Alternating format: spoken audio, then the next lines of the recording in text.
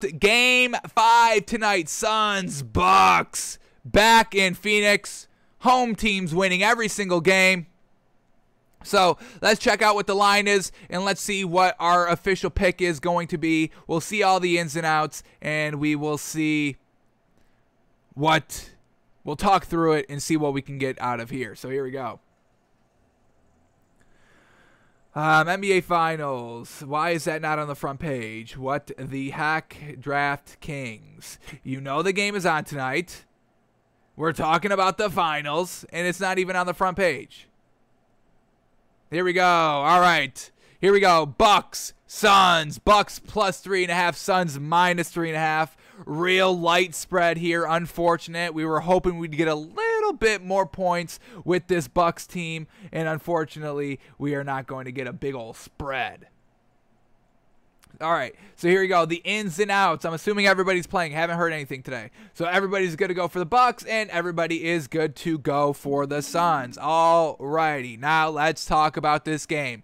All right, Chris Paul. We have 4 games to talk about, and the home team has won every single game. So Chris Paul, he's only good at home. He's been turning the ball over a lot here. Even in game 2, he even turned over the ball a lot. The big figure floating around here is 15 turnovers over the last 3 games. That's not going to get it done. Chris Paul needs to calm down and be a more scoring threat in game number 5 here back at home, which he has been. Devin Booker has to once again kind of be a little solid out here. We need kind of 30 plus. He needs to command the ball and be the main focal point in the offense. DeAndre Ayton needs to get about 15 to 20 himself. He needs to kind of get it done in the paint. Now, the Bucks have kind of been locking him up down low, with, just Giannis down low and P.J. Tucker using his big old beefiness to kind of just clog up the paint and just be that beef, the size that they need to alter DeAndre Ayton. DeAndre Ayton must be a solid scoring player. Chris Paul and him need to get on the same page early. A lot of pick and rolls, a lot of potential lobs. Get DeAndre Ayton cooking. We need the scoreability from him. Jay Crowder, we need him to kind of just do what he does. Solid kind of 3-point shooter out there. Make 3 to 4 threes. Put up about 10 to 12 points plus, and we'll have a solid night. Also, they need to lock it up down low defensively. Giannis has just been murdering this team whenever he wants. DeAndre Ayton and Jay Crowder cannot keep Giannis out of the paint.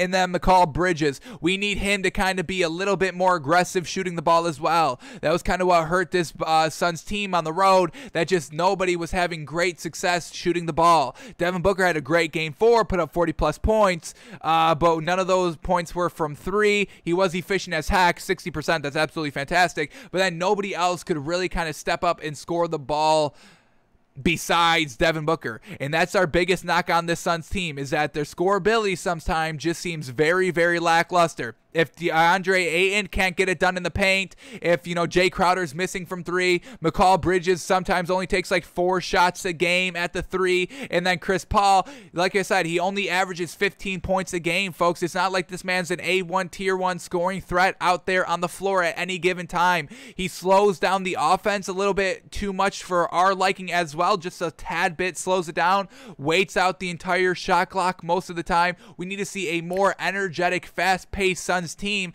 That's why we like Mikal Bridges, or not Mikal Bridges, Cameron Payne. That's why we like to give him a solid 20 to 25 minutes, because the offense just hustles a little bit more when he's kind of the starting point guard instead of Chris Paul. So we'll see what happens here. We'll see how many minutes kind of Monty Williams kind of plays Chris Paul. Chris Paul obviously deserves to have big time minutes. He should be able to be out there for the entire game if he wants, but I do think it hurts the team overall, Chris Paul being out there in long stretches, long minutes, because, like we said, he doesn't really score the ball that well. Those 2 scoring outputs of Game 1 and Game 2, let's get the official numbers up here. I want to say they were like 25 points plus, both games 1 and 2, and those are outlier games, not of just the regular season, but in the playoffs as well, folks. So here we go. The first 2 games against Milwaukee, he put up 32 points in 23 points. Just absolutely great scoring production.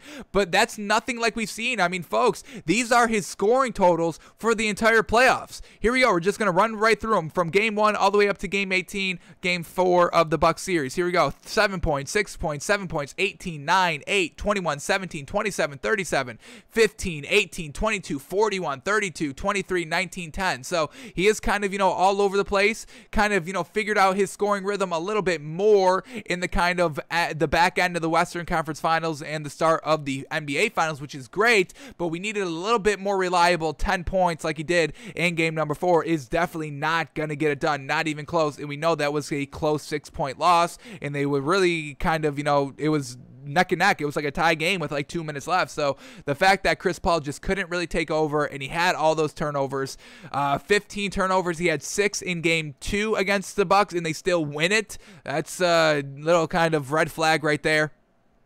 4 turnovers in game number 3, and they lose by 20, and 5 turnovers, and they lose by 6. So we need Chris Paul just to clean it up a little bit more out there.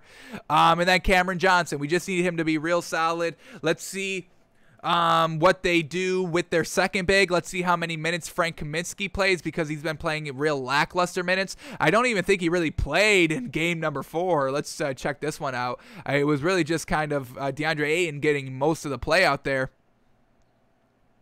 Yeah, I mean, Frank Kaminsky didn't even play it. It was just, they just put Torrey Craig out there, which is still a solid option.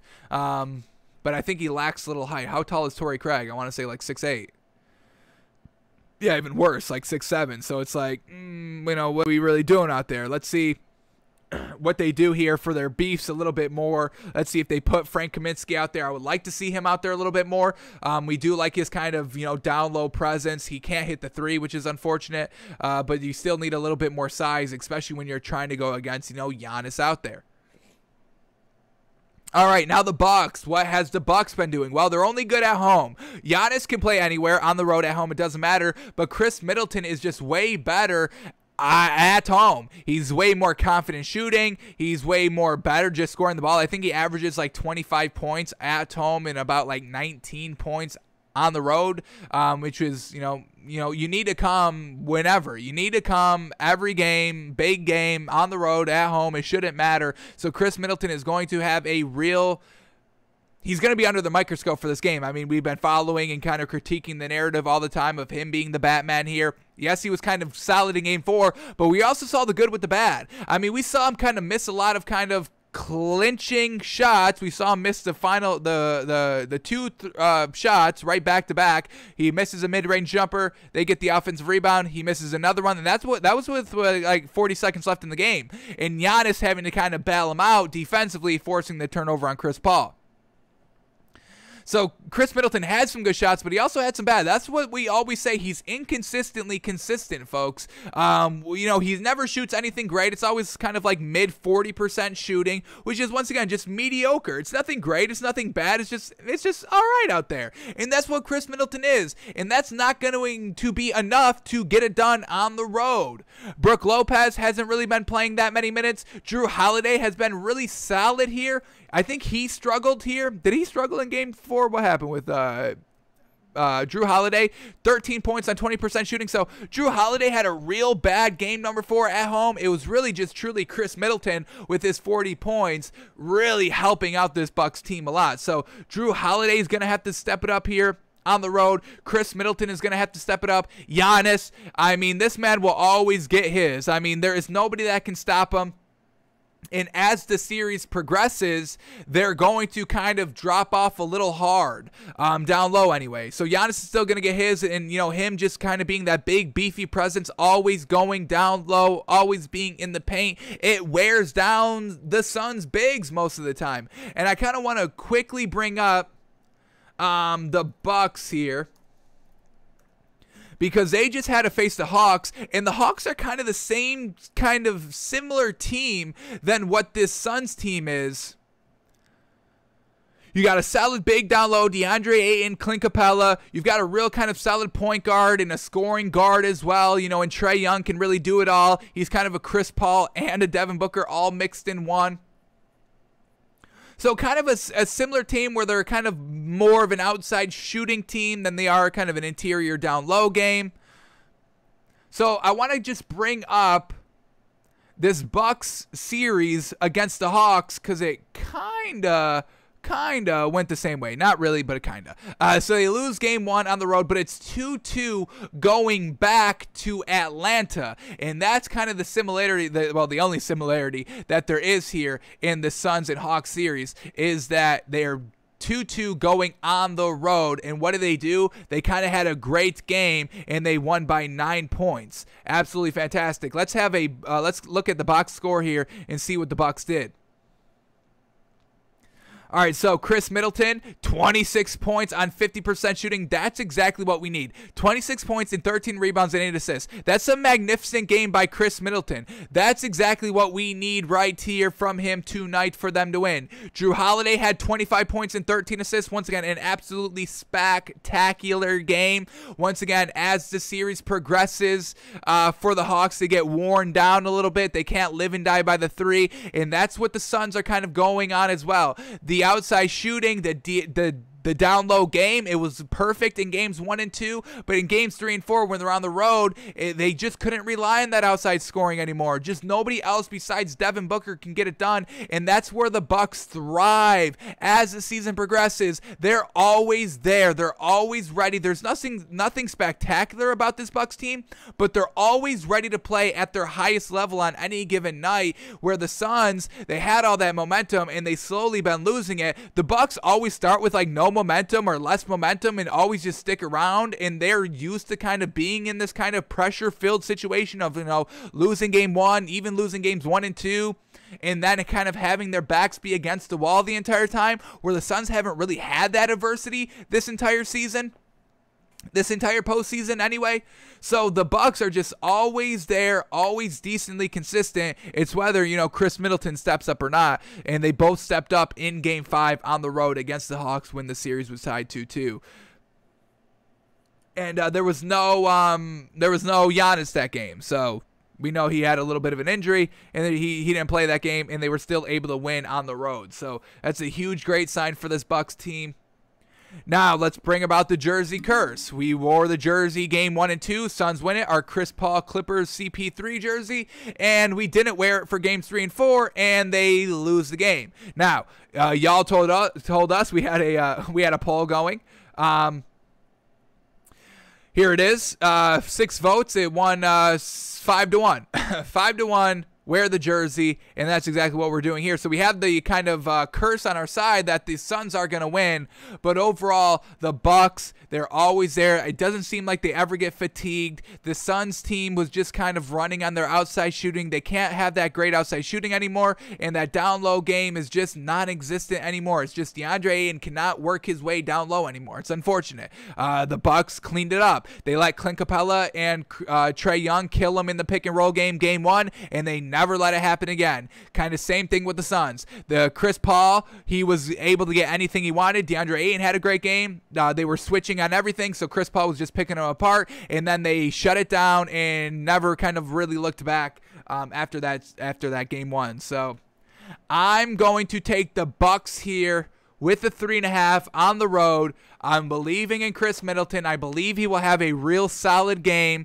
I believe Jrue Holiday is going to have a real solid game. I'm talking 20-plus points for the both of them on real solid shooting, 46% shooting and above. And then Giannis will do classic Giannis things, and that's going to get the dub. And I'm also kind of predicting that Chris Paul just doesn't have that great shooting game, and the offense is a little stagnant. Yes, Devin Booker can go for 40, but still, you have to rely on Jay Crowder and McCall Bridges, who kind of never shoots a lot, and DeAndre Ayton, who's getting locked up, and Chris Paul, who has shown spurts of not being able to shoot the ball well. And you're going to have to rely on those other 4 to kind of get it done in the scoring game. I do want to see Cameron Payne get a lot of minutes, but his overall lack of production in game number 4, Just kind of statistical production. Cameron Payne, he was a +0 on the floor. So hopefully that is a sign that Monty Williams will play him more. I want to see this man play 25 minutes. He speeds up the offense better than Chris Paul does. And if they do that, the Suns can win it. But I'm expecting Chris Paul to kind of, put himself out there a lot, not wanting to get taken out, wants this to kind of be his game, maybe kind of overdoes it a little bit. And I think the Bucks just calm, cool, collected. They never panic. They never kind of celebrate too high. They never get too low on themselves in losses. And I think the Bucks are just kind of emotionally consistent, folks. They're emotionally consistent. Where the Suns team, they were at the highest of highs, winning two games in a row, 2-0 finals lead. I mean, that's fantastic. And now they're at the lowest of the lows, now tied 2-2, going back to Phoenix in a must-win game because it's back on the road for game 6 if they lose it. So I'm going with the Bucks here, folks. Emotionally consistent Bucks team. They don't waver. They never fare badly. They will get it done here, and we'll take the 3.5 as a little bit of a safety blanket. So Bucks plus 3.5 is our official predict for tonight's game.